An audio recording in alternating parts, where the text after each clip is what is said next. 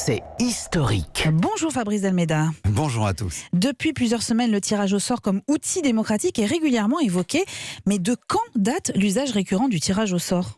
Il faut le dire, pendant des siècles, voire des millénaires, le tirage au sort était considéré comme l'outil le plus démocratique. À Athènes, par exemple, au 5e siècle avant notre ère, c'est par tirage au sort que l'on désignait les titulaires de fonctions publiques. Alors, les membres de l'Élié, par exemple, c'était le tribunal des citoyens, étaient tirés au sort, comme aujourd'hui. Les jurés cour d'assises, les c'est jurés ça de cour d'assises, exactement. On tirait aussi au sort les archontes. C'était les plus hauts responsables politiques de la ville. Ils géraient la religion, les finances, la diplomatie, l'équivalent de notre gouvernement. Mais on ne tirait pas au sort n'importe comment ces hauts responsables. Comment ça se passait en fait ? Alors d'abord, il fallait vouloir occuper ces fonctions, vouloir être candidat. Cela supposait de s'en sentir capable. Alors on procédait à une enquête pour s'assurer que chaque candidat n'était pas frappé d'une condamnation, d'une interdiction, et surtout qu'ils avaient les connaissances scolaires minimales. Puis ensuite, on tirait au sort pour des mandats qui duraient en général 1 an. Et pendant cette période, chaque responsable devait faire des rapports devant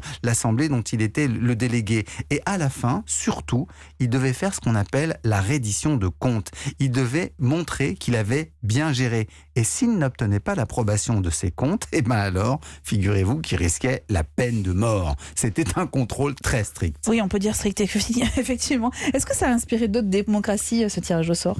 Par la suite, beaucoup de cités, beaucoup de villes s'en sont servies, y compris par exemple les cités italiennes de la Renaissance. Mais comme c'était des républiques élitistes, on a commencé à critiquer ce procédé comme étant l'objet de l'élite ou comme étant quelque chose qui n'était pas guidé par la raison. Et donc, au XVIIIe siècle, les systèmes représentatifs ont commencé à être considérés comme plus démocratiques, comme meilleurs. C'est un curieux retour des choses, puisque aujourd'hui, ce sont ces mêmes systèmes représentatifs qui sont critiqués comme élitistes et le tirage au sort retrouve une couleur plus démocratique.